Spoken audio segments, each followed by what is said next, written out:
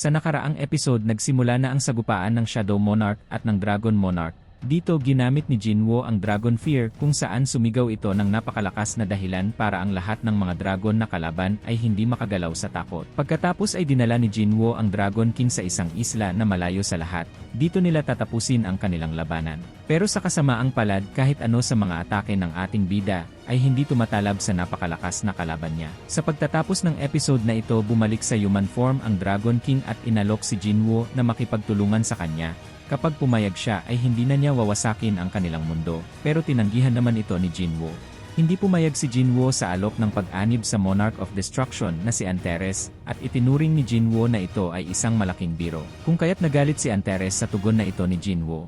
Dahil dito ay makikitang nagbabago ng anyo si Antares. Naglabas ito ng malakas na aura, at ito'y nagiging isang malaking dragon. Sa pagbagong anyo ni Antares ay muntik nang matamaan si Jinwoo nang lumapag sa lupa ang Dragon Claw ng King Monarch of Destruction. Agad namang nakailag si Jinwoo at nag-activate ng kanyang Kamish Dagger. Tinawag si Kaisel at sumakay sa likod nito.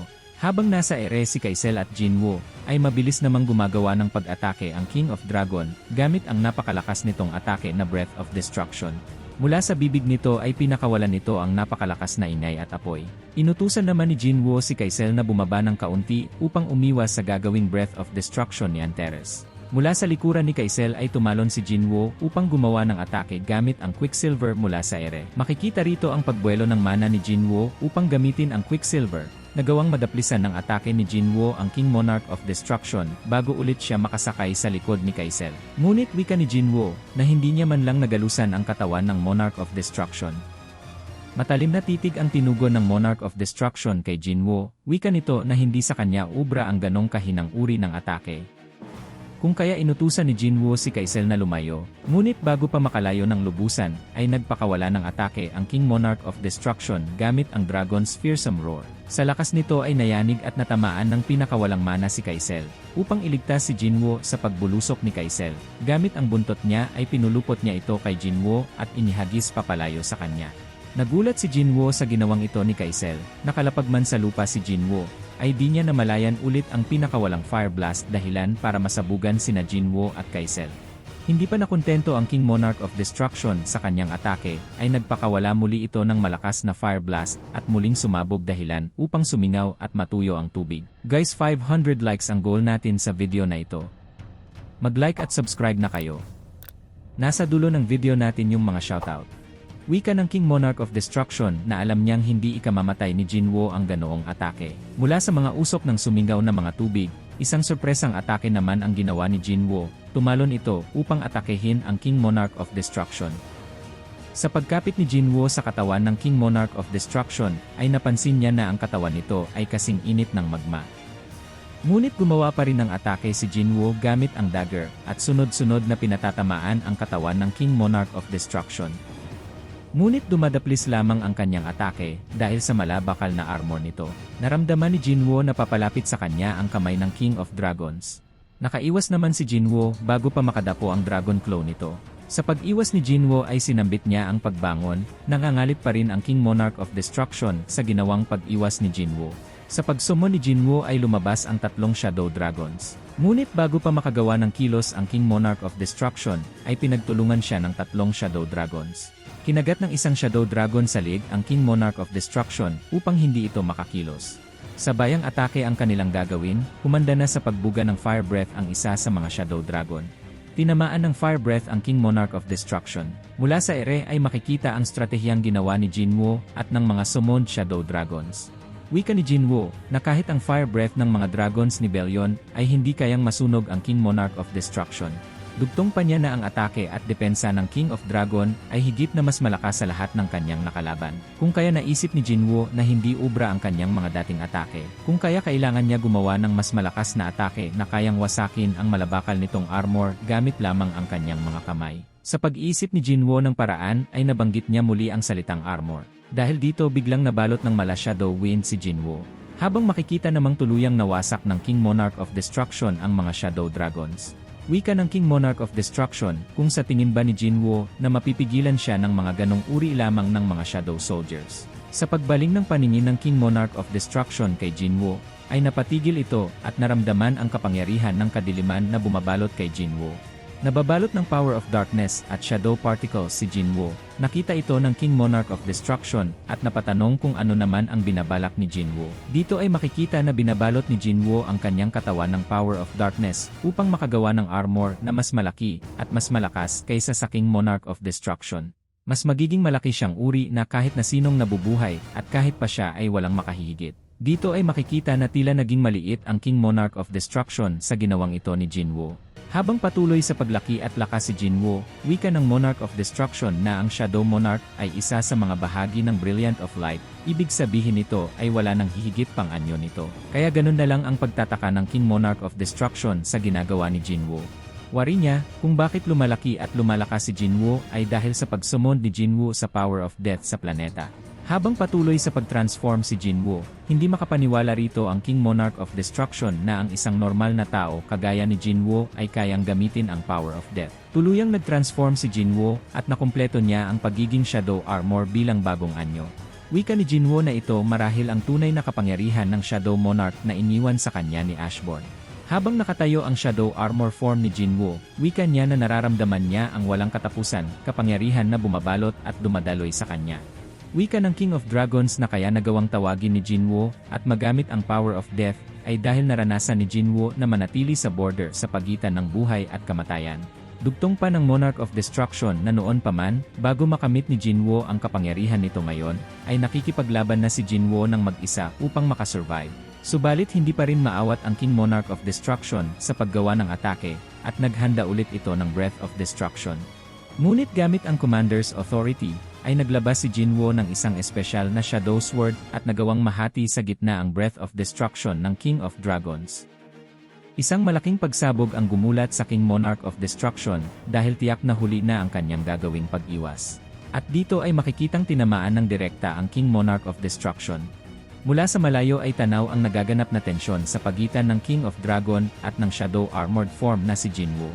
Sa pag-ihip ng hangin ay agad na humakbang ang Shadow Armored form, dahil dito ay sinabayan ng King Monarch of Destruction ang gagawing atake ni Jinwoo.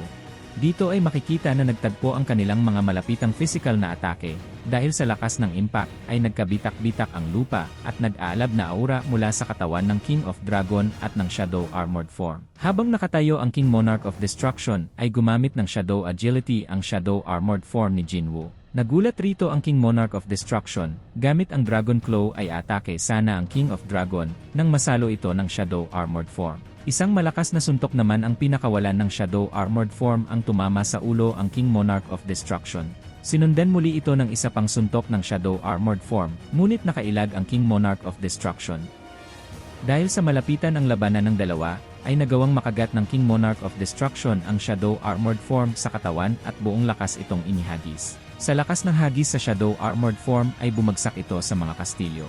Naramdaman ng Shadow Armored form na gagawa ng pag-atake gamit ang Breath of Destruction ang King of Dragon, kung kaya ay mabilis itong bumangon at umilag sa atake ng King Monarch of Destruction.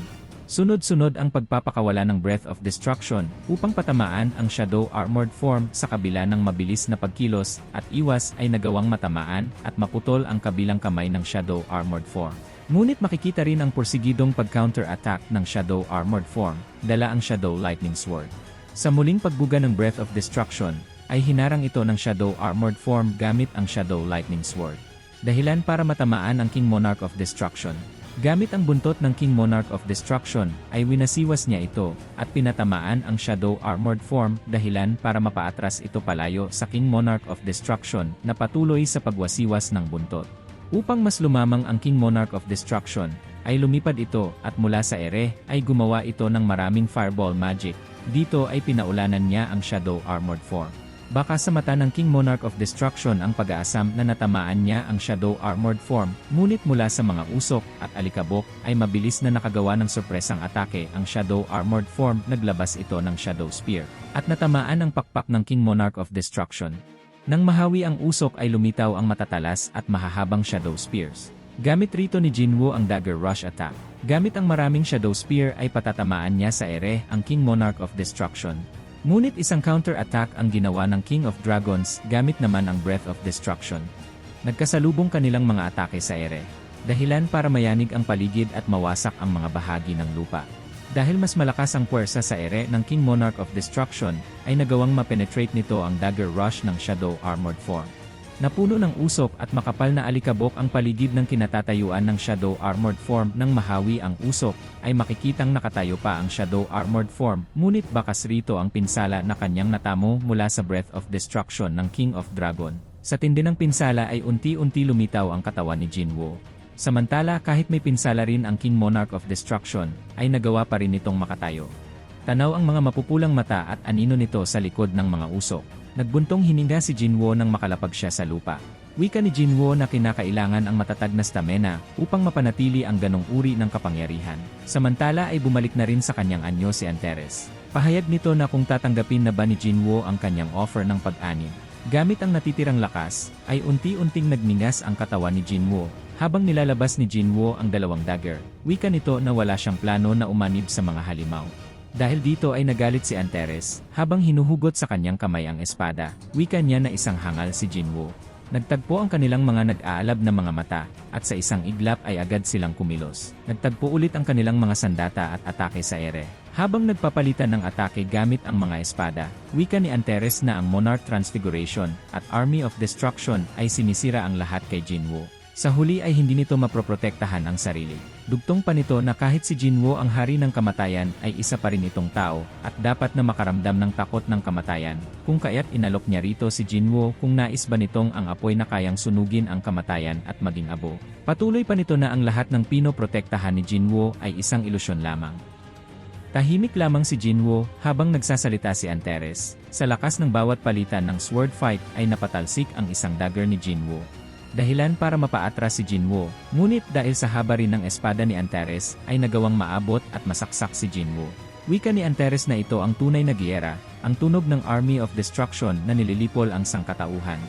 Sa pag-atras ni Jinwoo ay napaluhod ito habang nakatukod ang dagger sa lupa. Nang iangat ni Jinwoo ang ulo ay nakaabang ang espada ni Antares sa kanyang leegi. Wika ni Antares ay hayaan ni Jinwoo na ang pagkawalang pag-asa ang mamayani at patahimikin ang lahat. Habang nakatitig ng may pagmamataas, wika ni Antares kay Jinwoo kung pinagsisihan ba nito ang desisyon. Isang malamig na sagot ang naging tugon ni Jinwoo, na siya dapat ang nagsasabi ng bagay na yon. Mula sa ere ay makikitang papalapit ang dagger ni Jinwoo patungo sa direksyon ng likuran ni Antares. Sa isang iglap at ginamit ito ni Jinwoo upang patamaan si Antares. Subalit agad na counter-defense ito ni Antares gamit ang isang shield. Wika ni Antares na isang kahangalan ang inisip ni Jinwoo na mapipinsala siya ng Dragon's Tooth, ang King of Dragons. Ngunit sinamantala ito ni Jinwoo upang makalayo kay Antares. Dugtong pa ni Antares na ang laban nila ay tila nakakatawa dahil ang laban nila ay sa pagitan ng apoy na isinilang sa kadiliman at ang kadiliman na isinilang sa liwanag. Pahayag pa ni Antares na ang laban nila ay malapit nang matapos. Pasikat na ang araw nang magsalita si Jinwoo. Sumang-ayon siya at wika niya na nakikita niya na ang wakas. Tugon ni Antares na pagtanto na ba ni Jinwoo na ang pagsalungat ay isang kahangalan. Ngunit isang mabilis na dash ang tinugon ni Jinwoo.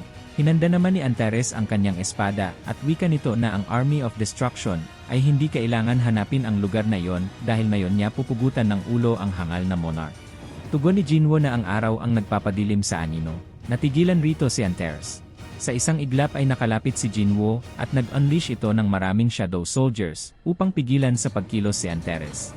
Dahil dito ay walang nagawa si Antares, huli na rin kahit pa naglabas ito ng kapangyarihan, kaya galit na galit si Antares at wika niya pipira-pirasuhin niya ito at gagawing pagkain.